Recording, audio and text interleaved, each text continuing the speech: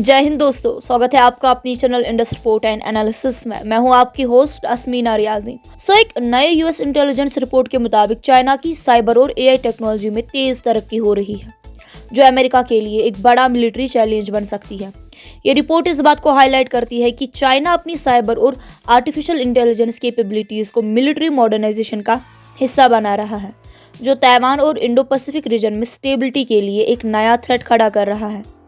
China का People's liberation army strategic support force actively cyber warfare और AI based military operations develop कर रहा है। ये फोर्स मल्टीपल साइबर यूनिट्स को कंट्रोल करती है, जिसमें यूनिट 61398 जैसे एस्पिनेज यानी जासूसी के लिए काम करने वाले ग्रुप शामिल हैं। इसके अलावा यूनिट 61726 ताइवान को स्पेसिफिकली टारगेट करने के लिए बनाया गया है। चाइना के एआई और सुपर कंप्यूटिंग में एडवांसमेंट्स उसकी मिलिट्री स्ट्रेटेजी को और भी पावरफुल बना रही है। इसी वजह से यूएस ने कई चाइनीज टेक कंपनीज पर रेस्ट्रिक्शंस लगा दी हैं, जिसमें एआई चिप्स और सुपर कंप्यूटर्स डेवलप करने वाले एंटरप्राइजेस शामिल हैं। अमेरिका का मानना है कि ये टेक्नोलॉजीज फ्यूचर मिलिट्री कॉन्फ्लिक्ट्स में चाइना को एक एज दे सकती है, इसीलिए इन्हें रोकना जरूरी है।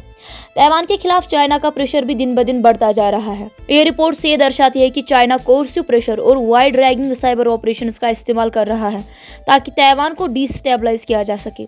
सैटेलाइट इमेजेस और इंटेलिजेंस रिपोर्ट्स ये दिखाती है चाइना ने नए लैंडिंग बार्जेस और deep sea cable cutters develop किए हैं, जो ताइवान पर एक एम्फीबियस असॉल्ट में काफी मददगार हो सकता है।